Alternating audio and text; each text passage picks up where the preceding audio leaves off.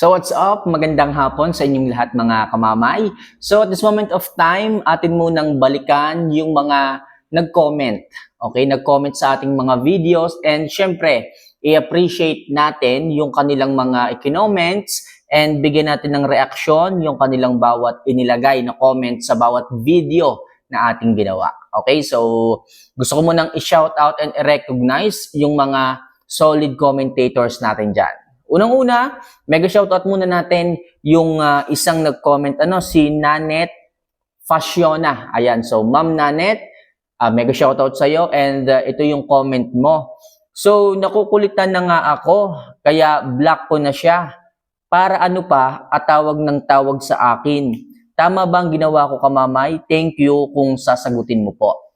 Okay, so kung ang isang lalaki ay muling tumawag, muling nagbigay ng oras, muling nagbigay ng effort, chat ng chat, kahit hindi mo naman inaasahan, makikita mo yung message niya, sunod-sunod. Ibig sabihin yan mga kamamay, muli kayong iniintriga ng isang lalaki, muli siyang nagiging interesado sa inyo, muling tumataas ang value ninyo sa isang lalaki.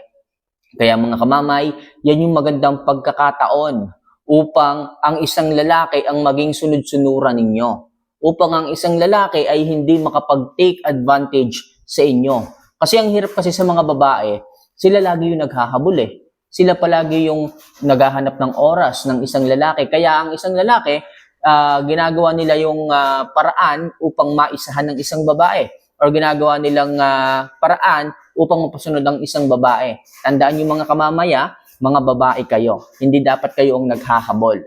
Gaya ni Ma'am Nanet, sa kanya tumatawag, sa kanya nagte-text, masyado na siyang nakukulitan. Ibig sabihin, interesado muli sa inyo ang isang lalaki. At huwag na huwag niyong pabababain ang inyong value sa isang lalaki kung dumating ang panahon, dumating ang araw na sila na yung nangungulit sa inyo. So ituloy niyo lang po yung pag-self-improve, pag-aayos, pagpapaganda, yung pagiging busy ninyo sa inyong mga trabaho, sa inyong mga negosyo, basta para sa inyong sarili, idire-diretso nyo lang po yan mga kamamay.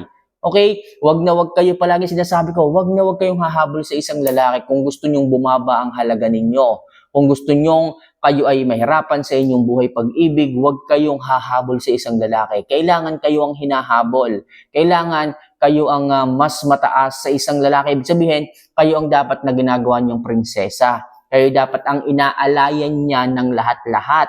Hindi kayo ang nag-aalay ng lahat sa kanila. Ang hirap din sa mga babae kasi umpisa pa lang ng relasyon, ibinibigay na yung buong sila. Ibinibigay na nila yung itinatago nila. Kaya ngayon, kapag tumagal ang relasyon, ang isang lalaki ay nanawa, ang isang lalaki ay nagsawa, hahanap yan ng iba naman. Kaya mga kamamay, kung kaya nyong ingatan ang sarili ninyo, kung kaya nyong ingatan yung inyong inire-reserve para sa taong papakasalan kayo, i-reserve nyo po. Hindi po yan kesyo kayo ay pumasok sa isang relasyon, obligado na po kayong ibigay yan. Okay? At sinisigurado ko po sa inyo mga kamamay, the more na iniingatan nyo po yan, the more na i-value kayo ng isang lalaki. At kung may mga lalaki man dyan, na kapag hindi nyo ibinigay yung kanilang hinihingi, yung kanilang inare-request palagi sa inyo, sila yung mga lalaki na hindi interesado sa inyo. Sila yung mga lalaking lolokohin lamang kayo after na hindi po ninyo ibigay o ibigay ninyo man. Okay? Ibig sabihin, ibigay nyo man o hindi, lolokohin kayo at lolokohin. Iiwan kayo at iiwan. Kaya mas maganda na huwag nyong ibigay kaagad kung hindi nyo pa masyadong kilala yung lalaki. Ang hirap kasi ngayon, para lang kayo ay mahalin, para lang kayo ay ibigin ng lubos, inyo pong isinusugal ang inyong pagkababae. Okay? Sabi ng ibang babae dyan, mamahalin mo na ako iibigin mo ako huwag mo akong iiwan binigay ko na sa iyo ang sarili ko. Nakakamali kayo dyan mga kamamay. Lalo nyo pong binibigyan ng clue ang isang lalaki na iwanan kayo kapag maaga pa lang, ibinibigay nyo na ang sarili ninyo sa kanila. Hayaan nyo pong sila ang maghabol, sila ang gumastos ng oras at panahon para lamang kayo ay makasama habang buhay. Mas maganda na pong wala kayong pagsisihan pagdating sa dulo. Okay? Karamihan kasi ng mga babae, laging sising-sisi sa dulo. Bakit? Yung iba nagiging single mother. Bakit? Kasi maaga pa lamang ibinigay na yung sarili kahit hindi pa sigurado o seryoso yung lalaki sa kanila. Ano ang kinahinatnan? Anong naging resulta? May anak, tapos walang asawa. Yung ibang gagandang babae, may anak, pero walang asawa. Bakit? Maaga pa lamang ibinibigay na yung sarili. Kaya payo ko sa inyo mga kamamaya, kung ang isang lalaki ay nagpaparamdam na muli sa inyo, kung ang isang lalaki ay naglalaan na muli ng oras sa inyo, kailangan dahan-dahan lang. Huwag masyadong ibigay ang sarili lahat, huwag masyadong i-entertain, huwag masyadong ibalik yung dating trust sa lalaki. Imbes, panatilihin yung inyong value, panatilihin ang halaga, panatilihin nyo ang inyong sarili na maayos. Yan ang isa kong payo sa inyong mga kamamay. Huwag na huwag kayong maghahabol. Ingatan ang sarili kung ayaw nyo na maubos ang isang ikaw pagdating ng panahon. Okay? So, Ma'am Nanet, tama lamang po yung ginawa ninyo. Kung halimbawa, sinaktan kayo ng maraming beses, tapos ngayon babalik-balik, tatawag-tawag, okay, chat-chat ng chat, na naghahanap ng oras ninyo, hayaan nyo po kung talaga seryoso yung lalaki kahit i-block nyo yan, kahit yan ay isnabi ninyo, magpupumilit yan. Mapapansin nyo naman yan paglipas ng panahon, paglipas ng maraming taon. Yung iba nga dyan, kung talagang seryoso yung lalaki, umaabot ang dekada. Okay, sinusugal na rin yung kanilang pagiging binata para lamang kayo ay hintayin kung talagang nagsisisi. So yun ang gusto kong mangyari mga kamamay. Kung talagang interesado sa inyo, kaya sila ay bumabalik, isusugal niya ang kanyang pagkabata o yung kanyang kabataan para lamang hintayin ka. Pero kung sasabihin lang niya na nandyan siya palagi para sa iyo, para lamang may makuha, para lamang may ibigay ka sa kanya, huwag niyo na po yang pansinin pa. Okay? So, Ma'am Nanet, sana kahit paano nasagot ko po yung katanungan mo or yung comment mo. Sana na reactionan ko ng maayos at maganda. Okay? So, next, mega shoutout muna tayo kay Mary Rose Dumandan from Nueva Ecija. So, Ma'am Mary Rose, mega shoutout po. Mega shoutout din kay Marivic Centeno. Ayan, tama po kamamay, lahat po ng sinabi ninyo. Totoo po na ginawa ko na po yan, hindi ako naghabol sa kanya. And thank you po. So, thank you din po mga kamamay. And also kay Magina Nibreya. Ayan, mega shoutout din po ma'am. Thank you so much kamamay sa mga payo nyo and God bless po. Okay?